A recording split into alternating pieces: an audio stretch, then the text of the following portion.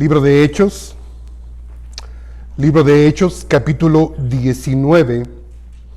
Libro de Hechos, capítulo 19. En el versículo 23.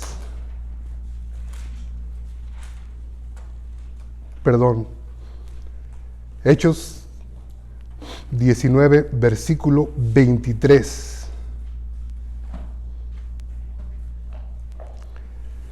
Tiene como subtítulo en la versión Reina Valera: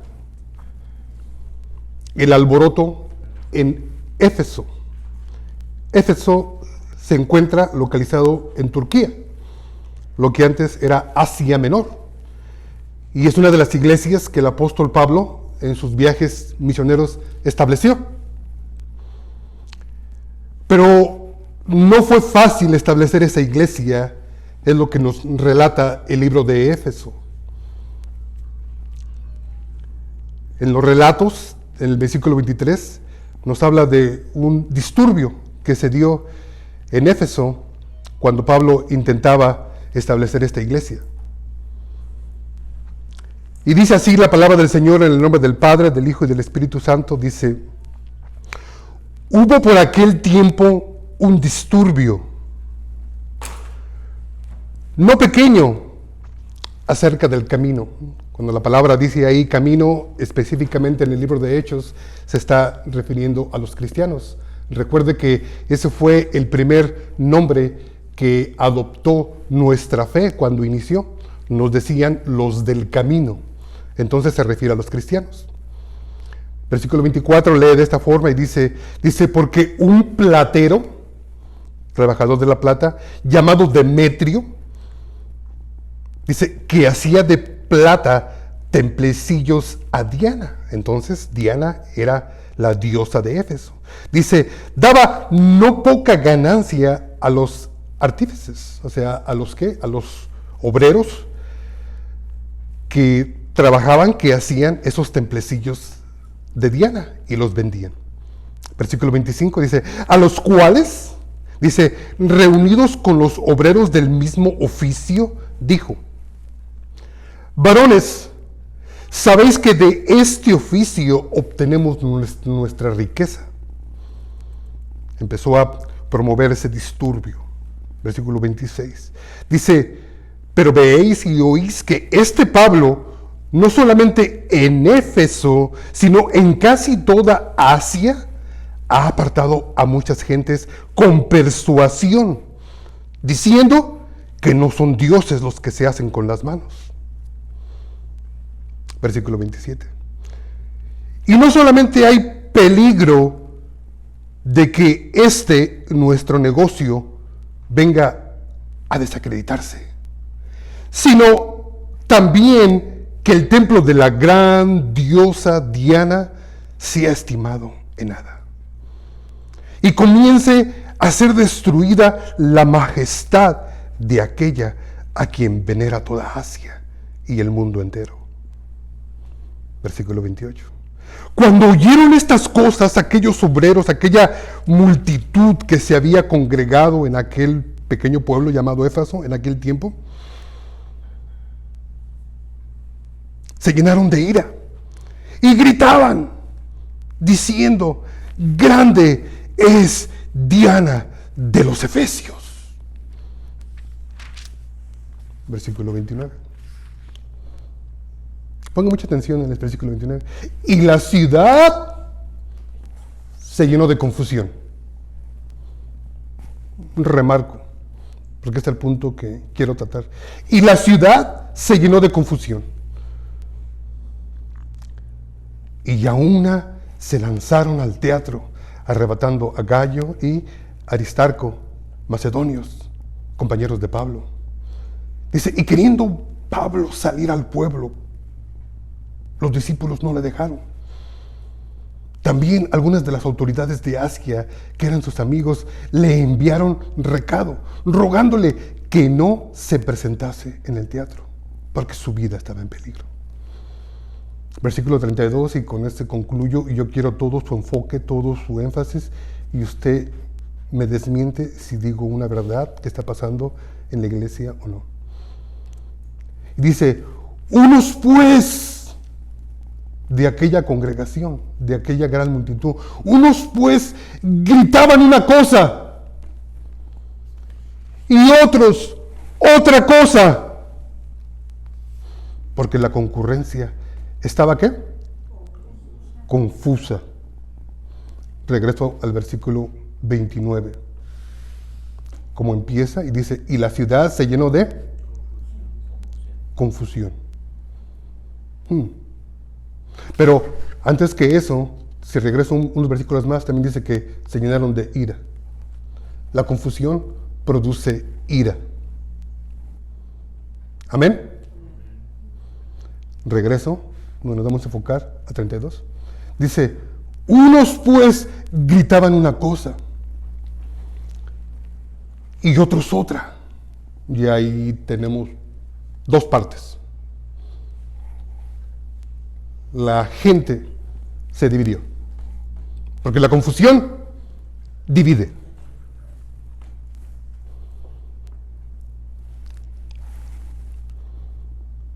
Porque la concurrencia estaba confusa. Dice, donde me preocupo más es en esto que voy a decir, y de ahí yo quiero que usted ponga todo su énfasis. Dice, y los más no sabían por qué se habían reunido. A ver, vamos a repetir todo porque quiero todo el énfasis ahí. O sea, ¿qué estamos leyendo en este versículo? Estamos leyendo que una gran confusión vino y rodeó la ciudad. Se llenó la ciudad de... el pueblo, vamos a llamarle ya, no ciudad. Había un gran motín protestando contra el apóstol Pablo. Y en eso, toda esta multitud se dividió. Porque unos gritaban una cosa y otros gritaban otra cosa. Pero dice al final del versículo 32, dice, pero la mayoría de ellos no sabían ni qué estaban haciendo ahí. ¿Es lo que dice la Biblia? Entonces se formaron tres grupos. Los que decían una cosa, los que decían la otra y los que solamente corrían porque la multitud corría en esa dirección para hacer el alboroto. Los que solamente, como la hermana me enseña sus palabras de Honduras, los que van sobre la bulla, los que van sobre el relajo. ¿Se da usted cuenta? Sí lo logré meter en la Biblia. Lo trasladé 2000 años para atrás al libro de Éfeso. Lo estoy tratando de llevar para que usted entienda el título de mi sermón. Y con mucho amor y con mucha dedicación, yo le digo, este sermón es más para mí que para usted. Porque realmente esta semana el Señor tuvo que pararme y decirme, basta, que no te das cuenta la enorme batalla que hay por tu mente. Déjenme comunicárselos a ustedes, no me considero un profeta, pero si Dios me hace uno, gloria a Dios. Amén.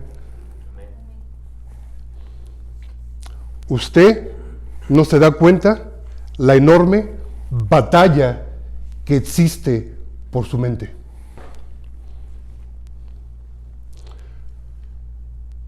Puede usted pasar los días tranquilamente pensando que todo es normal. Pero realmente, usted quizás no ha alcanzado a notar que hay una enorme batalla por ganar su mente. Quizás usted no ha alcanzado a discernir y es mi obligación enseñarle. Yo tomo mi posición y la tomo con mucho respeto y mucho cuidado. Pero la guerra de Armagedón, la que generalmente el mundo le dice la Tercera Guerra Mundial, va a ser una guerra de ideología. Esto va a estar en juego. Va a ser la guerra religiosa más sangrienta que se haya visto en toda la historia de la humanidad. Eso es Armagedón. Y se va a dar en Israel. Usted quizás todavía no se dé cuenta que muchos de nosotros vamos a tener que pagar con nuestra vida el precio de nuestra fe. Gloria a Dios, amén. ¿Por qué? Porque realmente es hacia donde vamos, muchachos, y no es para alarmarse, porque no estoy aquí para decirles va a pasar y no tenemos nada que hacer. Porque no venimos aquí solamente a morirnos en desesperanza, venimos aquí a tomar vida y vida en la palabra del Señor para saber qué es lo que tenemos que hacer para ganar esta batalla que se está dando por obtener su mente. Va a llegar el punto que usted tiene que recargarse a un lado o recargarse sobre el otro, pero va a tomar que tener una posición. En el reino de Dios no hay puntos neutros. ¿Está usted en el Señor o no está usted en el Señor? Y déjeme decirle que la batalla de nuestra mente, dice, todo el mundo la sufre. Desafortunadamente, no todos la perciben.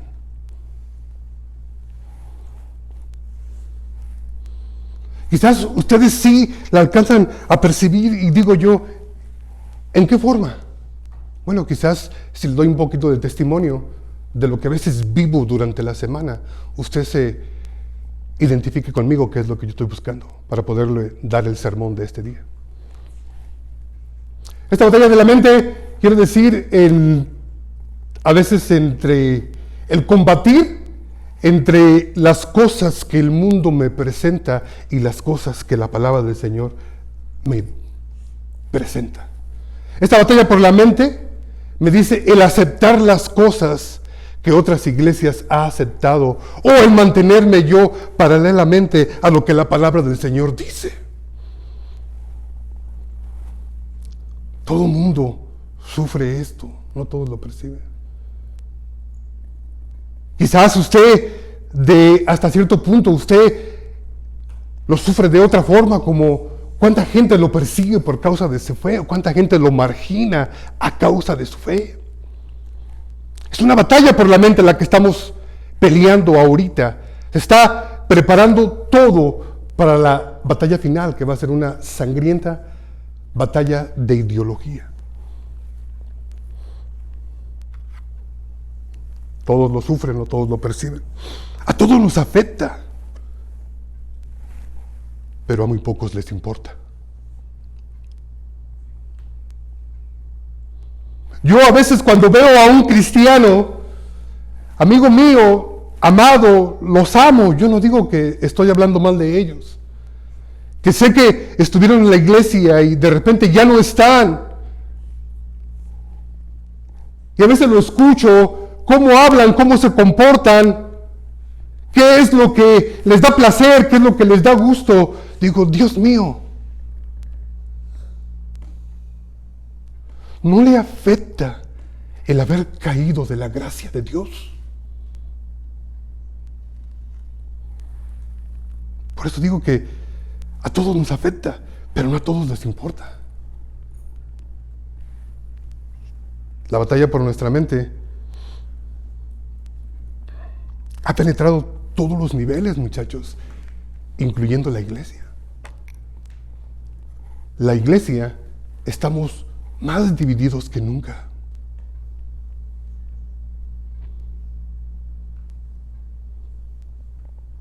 Lo digo con dolor, porque pues, que uno no trabaja para esto.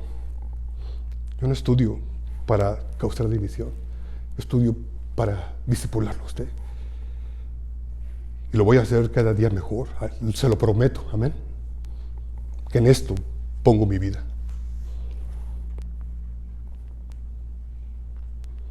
En todos los niveles, esa guerra por la mente ha alcanzado a penetrar. Estaba viendo recientemente, y eso fue lo que me llamó la atención un poco, cuando parece que en el estado de Georgia, en la ciudad de Atlanta, dice una cajera, dice las noticias, dice una cajera que le pidió a una persona que se pusiera la mascarilla para poderlo atender dentro del establecimiento. Dice que el hombre salió, agarró un arma de fuego, se metió y a quemarropa le disparó y la mató.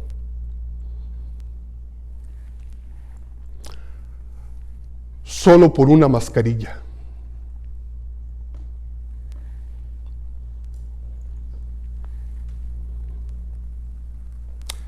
Jesús nos dice que llegará el tiempo que los hijos se entregarán a los padres y los padres se entregarán a los hijos.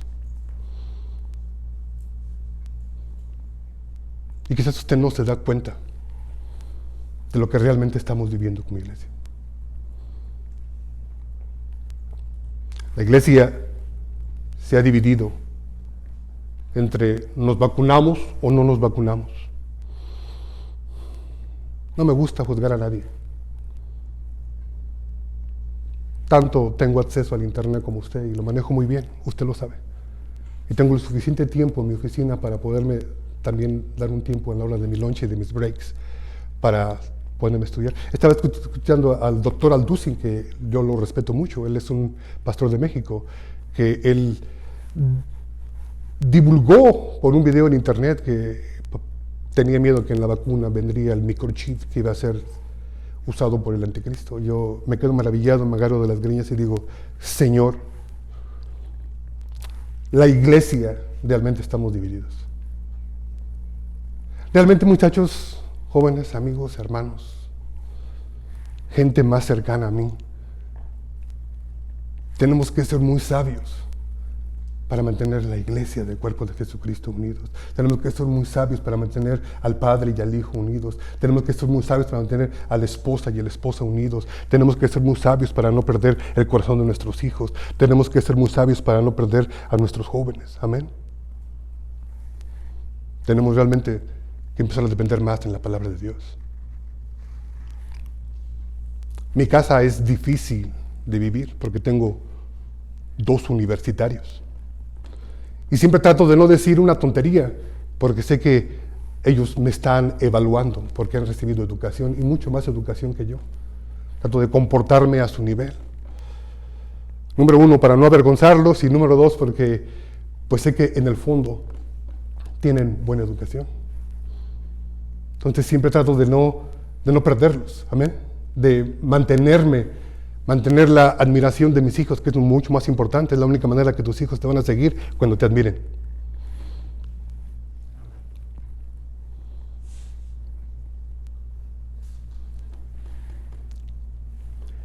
La iglesia está sufriendo una enorme batalla y dejemos a un lado lo de la vacuna y la mascarilla, que realmente solamente lo estoy agarrando como plataforma, amén. No es mi punto. Usted me ha escuchado que me he mantenido neutro, amén. Yo no condeno al que no se vacuna. Yo no condeno al que se vacuna. Yo no condeno al que se pone la mascarilla. Yo no condeno al que no se la pone. No, eso no es lo que Dios nos mandó a hacer, amén. Lo que Dios nos mandó a hacer fue amarnos unos a otros. Y dentro del amor exige el respeto. Y no tratar de influenciar a otros a pensar como yo pienso. Pero yo quiero enfocarme en algo que realmente siento que va a tocar algunas raíces de nuestra fe y nos va a poder ayudar a empezar a desbaratar todo ese espíritu de confusión. Amén. Porque solamente esto fue la introducción para decirle, hay algo que está peleando por obtener tu mente. Hay algo que está peleando por robar tu mente. Hay algo que está peleando por robar la mente de tu marido. Cuando me pongo a escuchar a los consejeros cristianos que siempre veo en The Word, a 100.7 FM, a las 12 del día, siempre la mayoría de las mujeres vienen con una sola queja y dicen, mi esposo, lo descubrí, que se baja por las noches a la computadora y ve pornografía. Y podemos darnos cuenta que esta mujer ya perdió a su marido. Su marido puede estar presencialmente en la casa, pero su mente ya ha sido robada. Cuando entrevistan a una persona que ha sido afectada por la pornografía, le preguntan, ¿y cuál es el tiempo que más o menos inviertes tú en esto? Muchos han dicho de 4 a 6 horas, de 6 a 8 horas.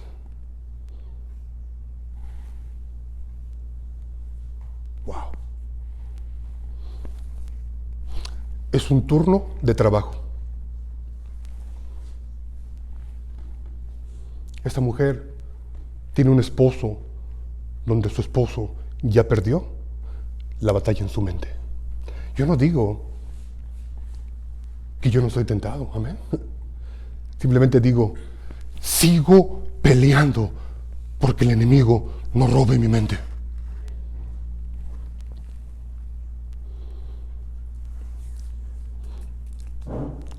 Saliéndome de la mascarilla y saliéndome de la pornografía y saliéndome un poquito de la vacuna, hay algo, ¿sí? Hay algo que necesito que veamos, lo tengo en imágenes en el Google, vamos a ponerlo en la pantalla, donde quiero entrar un poquito a algo que más divide la iglesia. Diga esta palabra, doctrina. Ahora díganla en inglés, doctrine. Okay, perfecto. Y lo voy a hacer con mucho respeto y lo voy a hacer con mucha reverencia, porque sé que a mí me entusiasma cuando los preparo a ustedes. Amén. Déjenme decirle que inicialmente, muchachos, la iglesia ya está dividida desde hace siglos. ¿Ok? Usted solamente está viviendo las consecuencias de lo que se ha producido a través de los años. Y yo estoy seguro que algunos de ustedes, antes de visitarnos a nosotros, habían considerado otras iglesias. Y saben una cosa, es bueno buscar del Señor. Ni tampoco vamos a estar aquí para hablar mal de ninguna iglesia. Lo único que yo quiero es afirmarle a usted en su pensamiento. Amén. Porque seguramente, muchachos, como se dio en el libro de Hechos en la ciudad de Éfeso, donde dice que una gran confusión llenó la ciudad, quizás también una gran confusión ha llenado la iglesia.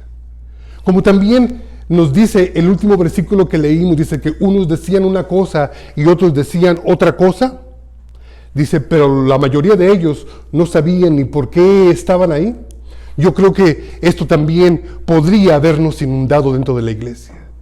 Y quizás, en medio de tantas opciones que usted tiene para visitar una iglesia, que quizás usted, la pregunta que se ha hecho y se ha parado usted a razonar, a meditar y a pensar para tomar una decisión, sea esta. ¿Cuál de todas es la correcta? Y yo creo que usted es genuino al querer buscar de Dios y al querer buscar una iglesia que realmente se adapte a cada necesidad de acuerdo a tu familia. Amén. Yo entiendo que eso es bueno, yo entiendo que eso es sano. Yo solamente quiero decirle que tenga mucho cuidado en la batalla de su mente, porque aún dentro de la iglesia podemos ya tener un poquito de confusión que se está dando. Y específicamente en lo más hermoso que tenemos, que es la palabra del Señor, que es la doctrina bíblica. Hay algo, todavía no me lo ponen los muchachos, hay algo que yo quiero que usted vea y quiero que usted vaya a 1 Corintios 14:33. 1 Corintios 14:33. Y ese va a ser, muchachos, esto va a ser el inicio, ese va a ser el versículo clave en el cual vamos a entender que nosotros vamos a ganar esa batalla y no vamos a ser confundidos. Amén. Y cuando llegamos a 1 Corintios capítulo 14, versículo 33, dice de esta forma, y si no, corríjame por favor, dice, porque Dios no es Dios de confusión. sino de paz. ¿Podemos repetir eso todos juntos? Porque Dios no es Dios de confusión, sino de paz. Excelente plataforma, muchachos. Excelente versículo que yo te pido que lo memorices. Especialmente ustedes que tienen que liderar familias y tomar decisiones importantes, dense cuenta y siempre que esté la batalla en su mente, agárrese de ese versículo. Reprenda al enemigo y todo pensamiento que va en contra del conocimiento de la verdad que está en Cristo nuestro Señor, bájelo debajo de la autoridad de Jesucristo y dígale, no te recibo, porque Dios no es Dios de confusión, sino de paz. Eso es lo que la palabra del Señor dice y eso es lo que nosotros venimos aquí a reforzar. Desafortunadamente, cuando usted ingresa a la iglesia, usted ingresa a la ideología, amén.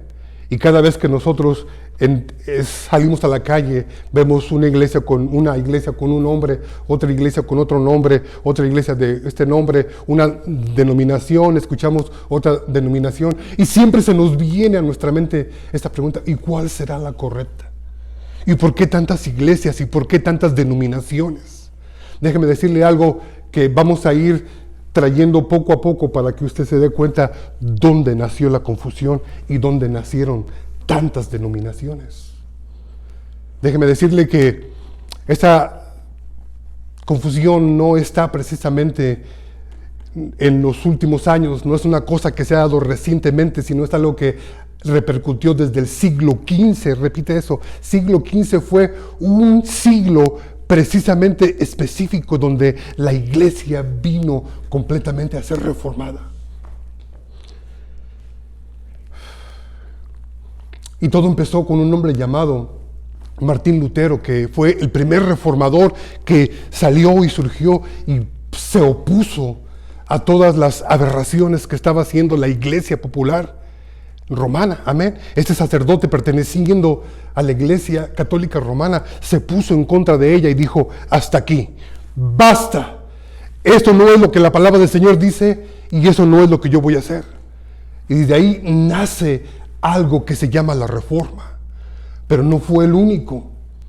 Después de eso le siguieron varios hombres, grandes teólogos. Para cuando empezamos el siglo XV, en el 1509, nace un hombre en Francia llamado Juan Calvino, excelente teólogo. Y también cuando Juan Calvino todavía ya había nacido, a los 9 años precisamente que tenía Juan Calvino, nace otro hombre que se llamaba Jacobo Arminio. Y estos dos hombres los conocemos como grandes reformadores dentro de la iglesia, grandes teólogos dentro de la iglesia. Y déjeme decirle que cuando usted se mete a leer un libro de ellos, usted lee específicamente tomos, más o menos como de este espesor, y no va a leer uno, va a leer usted unos 10, amén. Eso es lo que generalmente se discute dentro de los seminarios. Va uno a los escritos de estos hombres que vivieron en el pasado. Pero estos dos hombres diferían en una cosa. Estos dos hombres iniciaron esta separación que ahorita vemos. Usted puede ver varias denominaciones y varias iglesias allá afuera. Pero déjeme decirle que todas ellas son divididas generalmente por una sola causa. Y esa causa es la causa en cómo la salvación del alma está definida.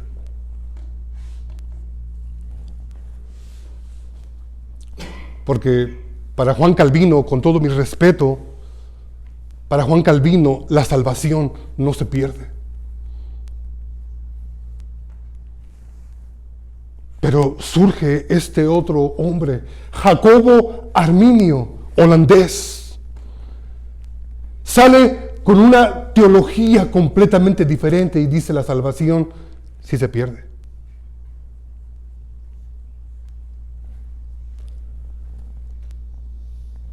Y surge la división de las iglesias.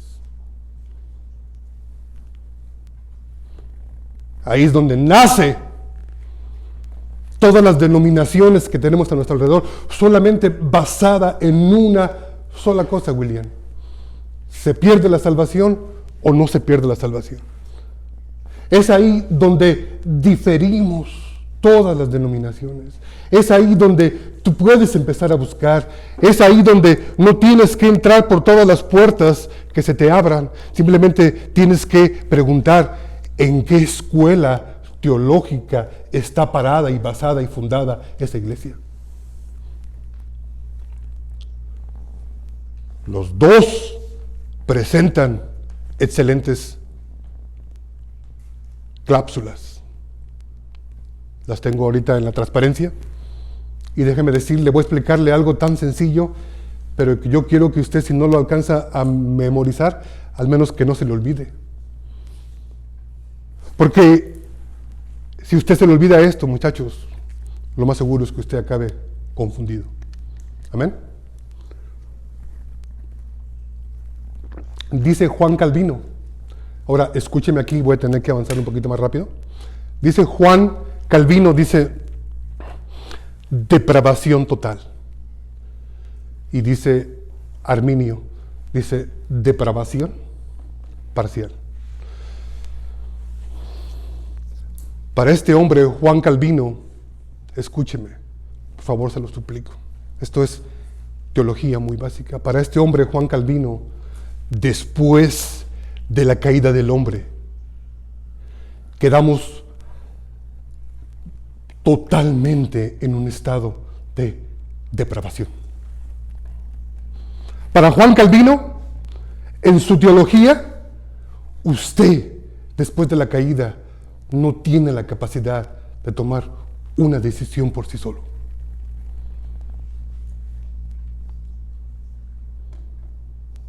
Tanto fue el efecto de la salida del Edén, que aquella perfección que se nos dio en el huerto del Edén, sufrió. Pero sufrió tanto al punto donde nuestra naturaleza está totalmente depravada. Y tienen buenos versículos bíblicos. Y podría yo citar uno que el Señor me está dando en este momento, donde en el libro de Génesis capítulo 6 nos dice específicamente que el mismo Dios dijo: las intenciones del hombre en su corazón siempre van inclinadas hacia el mal. Es muy buen punto, amén. Es verdad. Es verdad. Pero mientras tanto, depravación parcial. Se levanta Jacobo de Arminio, este holandés, y dentro de toda su exposición teológica que él aportó a la iglesia, porque las dos escuelas son buenas, amén. Las dos escuelas son excelentes.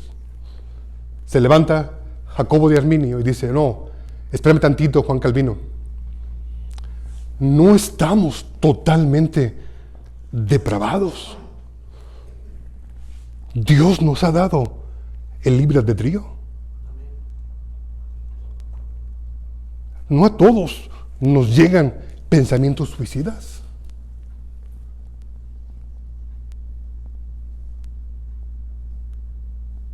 No a todos nos llega la tentación de quizás de matar a alguien o de matarnos entre todos.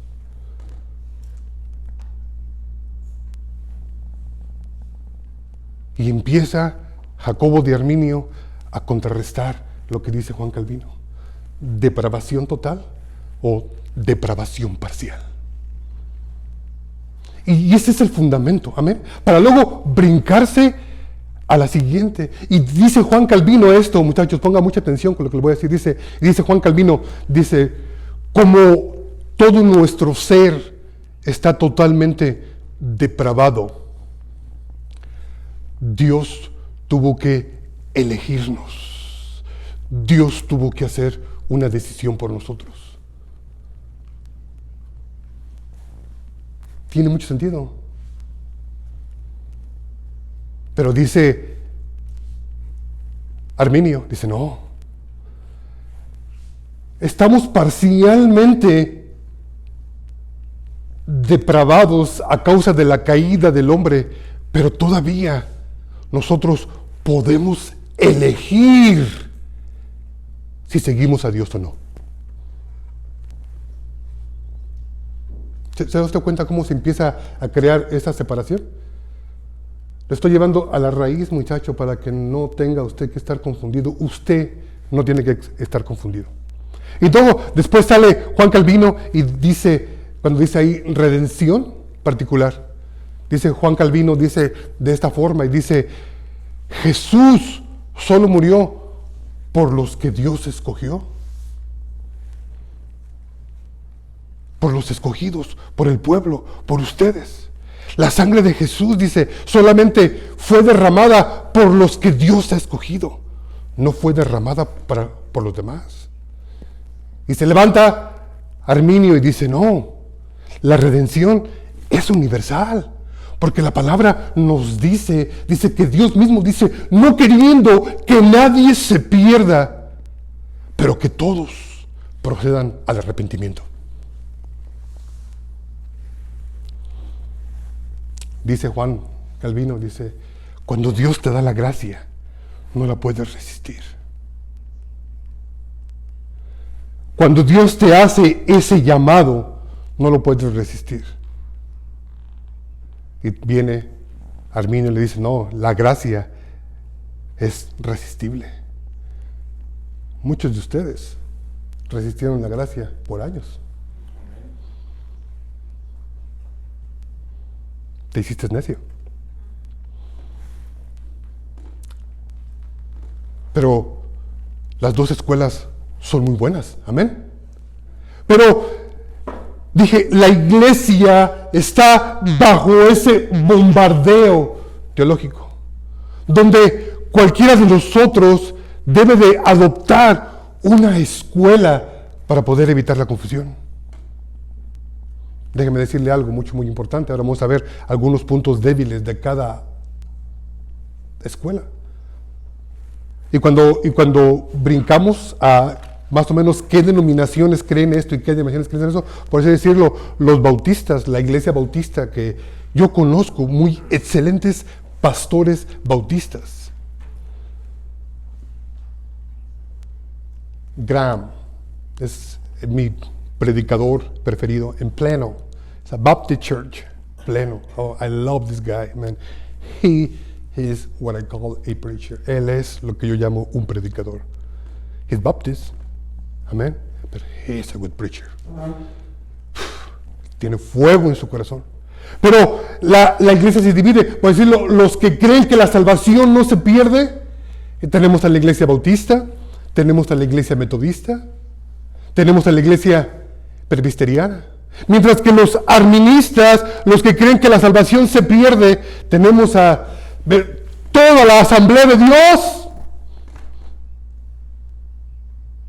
Asamblea de Dios es arminista. Toda la iglesia pentecostal, ellos son arministas. Para ellos, en el momento en el que tú pecas, tú caes de la gracia.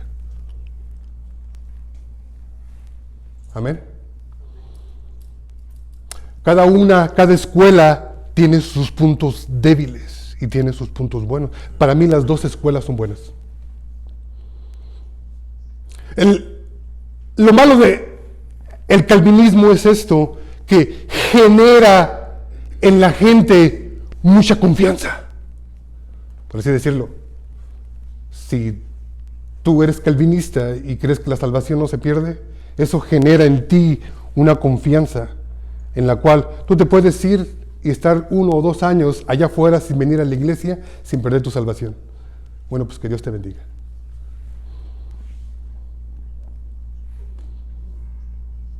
Eso no te hace mejor que un católico. ¿Sí me entienden? Estamos metiéndonos ahí. Pero por lo pronto, este es el punto débil. El punto débil del calvinismo es el exceso de confianza que se genera en nosotros. ¿Por qué? Porque si Dios me escogió, si yo todo mi ser está totalmente depravado y Dios tiene que tomar las decisiones por mí, pues entonces no hay nada que yo pueda hacer, solamente confiar en Él. Yo puedo dejar de ir a la iglesia 10 años y todavía pensar que no he perdido mi salvación. Mientras que, por otra parte, los arminiistas, el punto débil del arminismo es esto, que en cada pecado que cometen, pierden su salvación. Nomás te puedes tropezar tantito y ya perdiste tu salvación. Y el problema que tenemos con la escuela arminista es que, cómo divide la iglesia, cómo hay hermanos juzgando a otros hermanos y causando más división. ¿Por qué? Porque no sé por qué razón su enfoque de ellos, su escuela de ellos, les dice que puedes caer de la gracia. Encuesta. ¿Cuántos somos calvinistas aquí?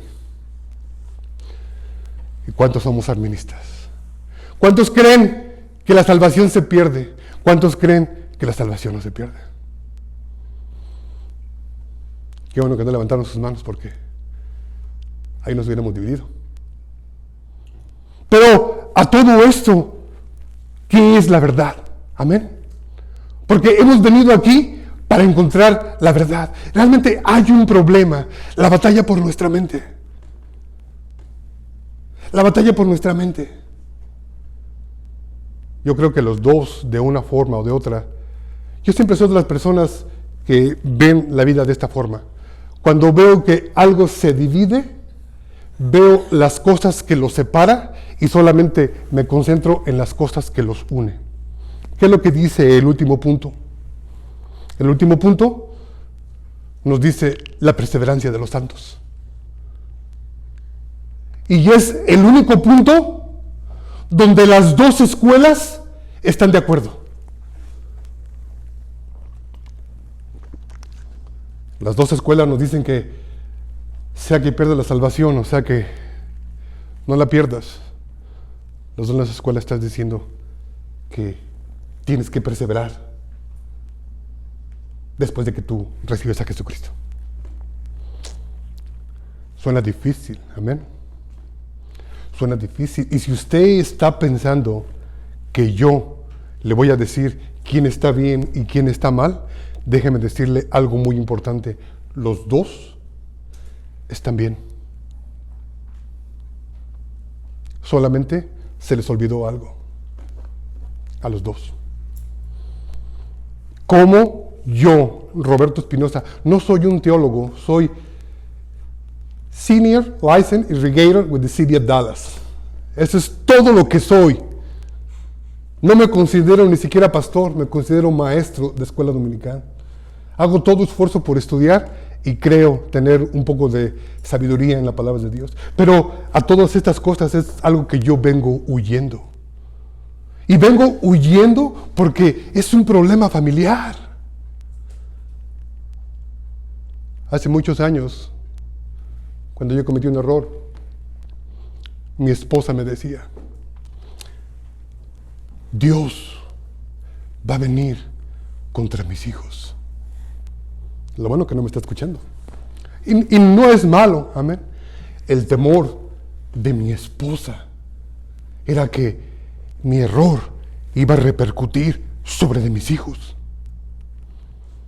Y a mí me hacía pensar, porque decía, posiblemente sí, después de todo habíamos nacido en una iglesia pentecostal en el sur de Oak Cliff, y eran más arministas de lo que usted se imagina. Ahí no había gracia. Ahí cometías un error y ¡paz! Te lo remarcaban, te lo señalaban, te marginaban. Bastante peligroso. ¿Cómo yo vine a reconciliar estas dos escuelas? Número uno, yo creo que en el último punto donde los dos terminan, Jesús nos dijo algo claramente. Dice, y solo el que perseverara hasta el fin sería salvo. Yo le digo al calvinista, si crees que eres escogido y si crees que Cristo solo murió por los redimidos, no tengo ningún problema contra ti. Si tú crees eso, bien haces. Lo único que yo quiero que te enfoques es que no te confíes y que no dejes de congregarte, porque entonces yo sí pongo tu salvación en duda. Y yo le diría a los arministas, no en cualquier momento que te deslices vas a perder tu salvación. Entonces me estás diciendo que realmente no confías en el Señor. Y a los dos les diría yo esto. Solamente el que perseverare hasta el fin sería salvo. Pero ¿dónde yo pienso que los dos se perdieron? ¿Dónde yo pienso que los dos no entendieron? Si usted viaja a su Biblia, del principio del libro de Mateo, en el capítulo 1, usted va a encontrar una hoja como esta que dice Nuevo Testamento. ¿Ya la encontró? Y yo le voy a dar un consejo. Agarre esa hoja, no digo que la arranque porque es su Biblia, dóblela totalmente y le voy a decir que aquí es donde está el problema.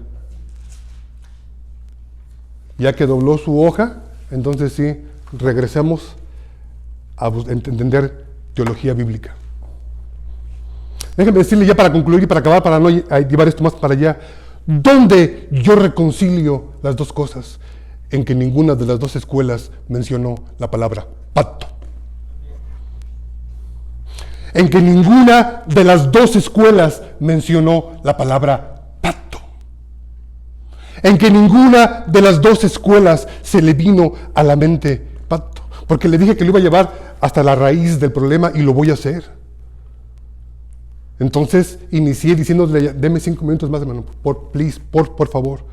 Inicié diciéndole, ¿por qué hay tantas denominaciones? Amén. ¿Por qué hay tantas iglesias? ¿Por qué hay tantas puertas? Lo bajé y le dije, solo son 2 escuelas, ya se las reduje. Ahora se la voy a reducir a una sola, mi hermano, para que se le ponga mucho más fácil. Y que nunca se te olvide, y si se te olvida, vas a estar más confundido de lo que tú te imaginas.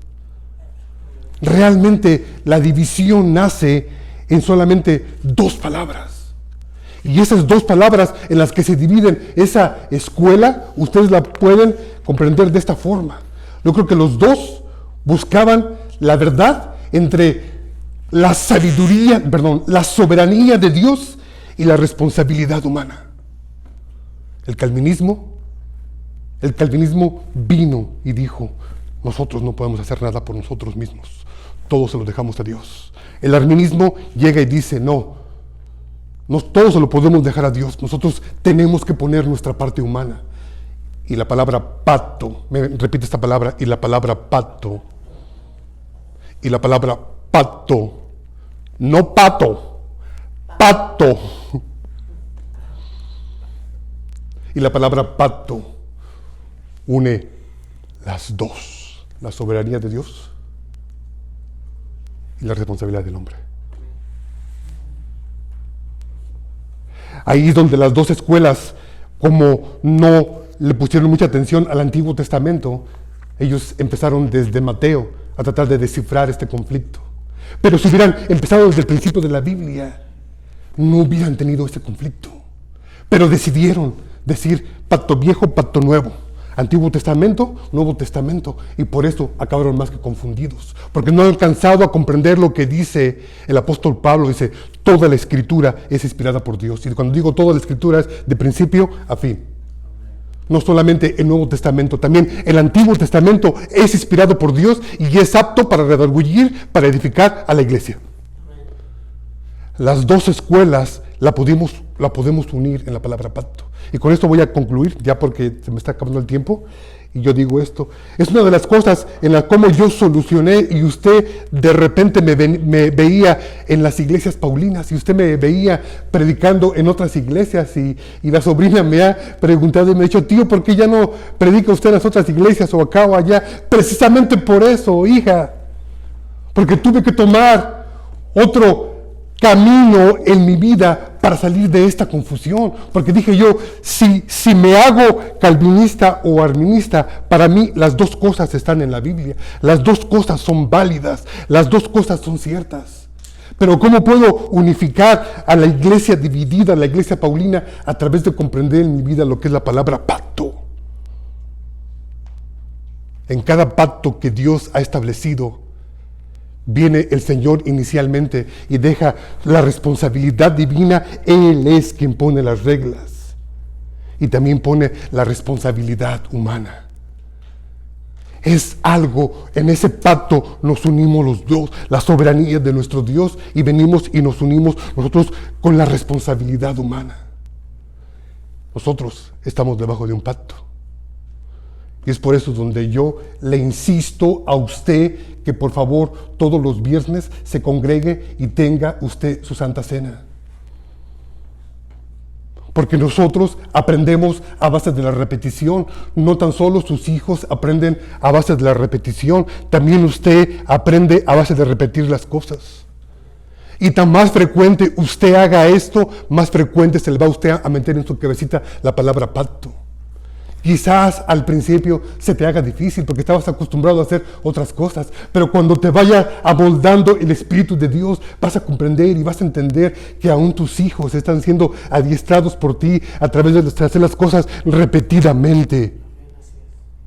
Y cuando tú te des cuenta, ya no vas a brincar entre una escuela calvinista y otra arminista, porque la palabra pacto va a ser la solución para tu vida.